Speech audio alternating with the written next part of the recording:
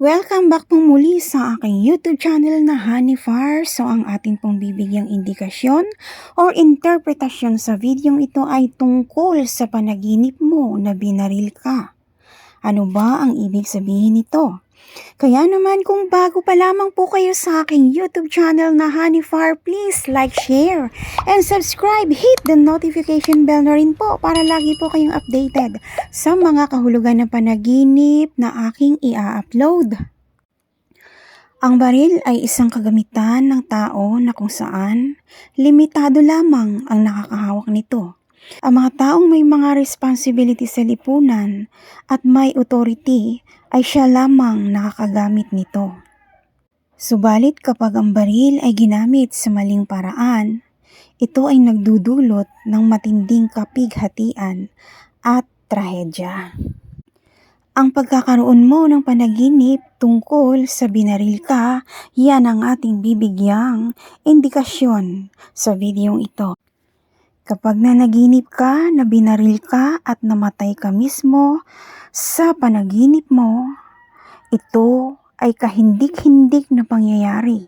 Subalit kapag nagising ka mula sa iyong panaginip, hindi ka dapat mag-alala dahil ang pagkakaroon ng panaginip na ganito ay isang magandang senyales sa iyong buhay.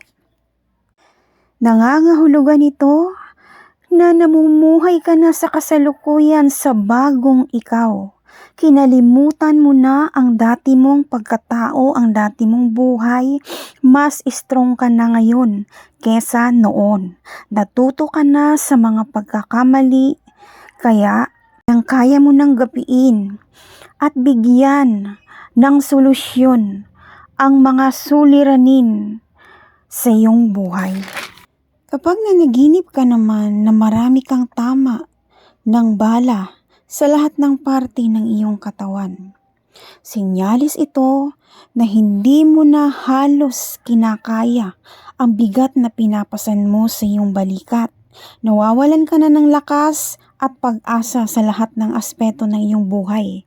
May pakiramdam ka na halos di ka na makapag-isip ng tama at paraan upang magapi ang mga suliranin mong kinakaharap.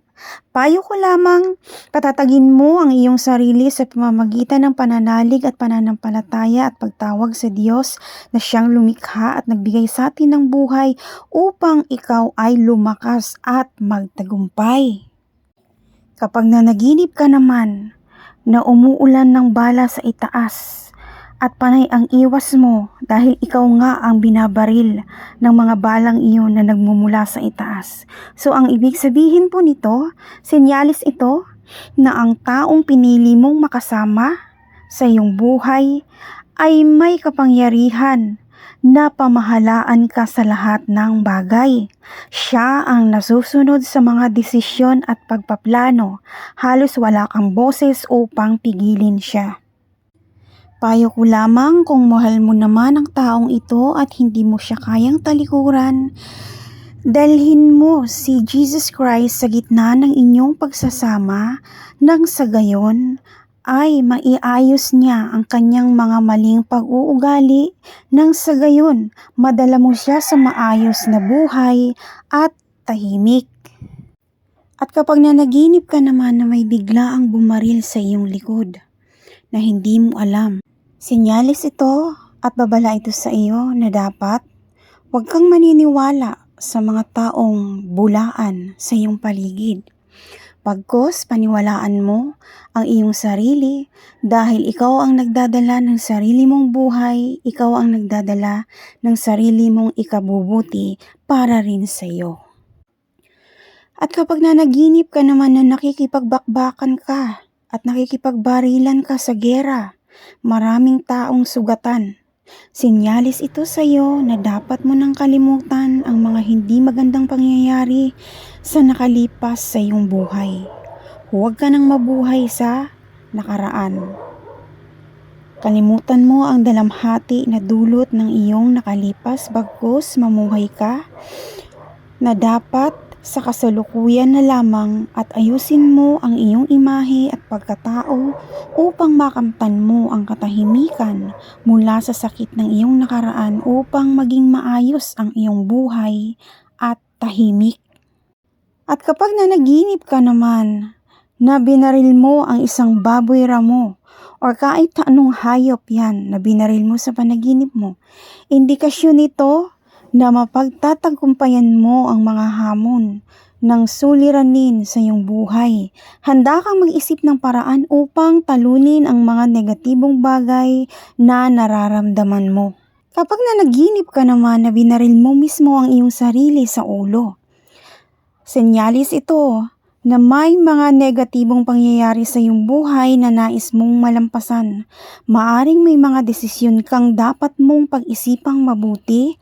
Maaring haharap ka sa isang pagsubok na dapat mong pag-isipang maigi. Kung kinakailangang kontrolin mo ang iyong mga hakbang upang mapabuti ang mga sitwasyon, dapat ay handa kang gawin ang mga ito. So kapag nanaginip ka naman na binaril ka ng iyong asawa sa iyong panaginip, maaring may galit sa iyo ang iyong asawa na nararamdaman.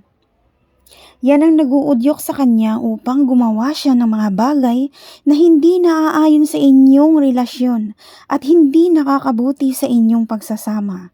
Kaya laging mayroong pagtatalo na nagaganap sa pagitan ninyong dalawa. Payo ko lamang, pag-usapan niyong mabuti ang gusot sa inyong relasyon upang huwag humantong sa hindi magandang kahihinatnan. At kapag napanaginipan mo naman na may bumaril sa iyo ng biglaan subalit tinamaan ka sa iyong puso, sinyalis ito na mayroon kang suliranin sa iyong saloobin. Ang mga nararamdaman mong lungkot at pagkabigo sa mga mithiin mo na hindi mo nakamit ay siyang nagdudulot sa iyo ng labis na pakiramdam ng kawalan. Kaya naman payo ko sa iyo, itigil mo ang mga gawin mo na nagdudulot sa iyo ng kabiguan at kapighatian at ituon mo ang iyong pansin sa kung paano mo maiangat ang iyong kinabukasan. At kapag nanaginip ka naman na binaril ka mismo ng iyong kaibigan o taong kilala mo, nangangahulugan ito na mayroon kayong hindi pagkakaintindihan o meron kayong sigalot or hidwaan sa isa't isa na dapat ay ayusin niyong maigi upang maresolba at malutas ang mga gulong na namamagitan sa inyo. Kapag nanaginip ka ng tao na hindi mo kilala at binaril ka, ang ibig sabihin po nito, babala ito sa iyo na mayroong mga taong naiinis o nagagalit sa iyo. Mag-ingat ka sa iyong paligid at doblehin mo rin ang pag-iingat sa mga binibitawan mong salita.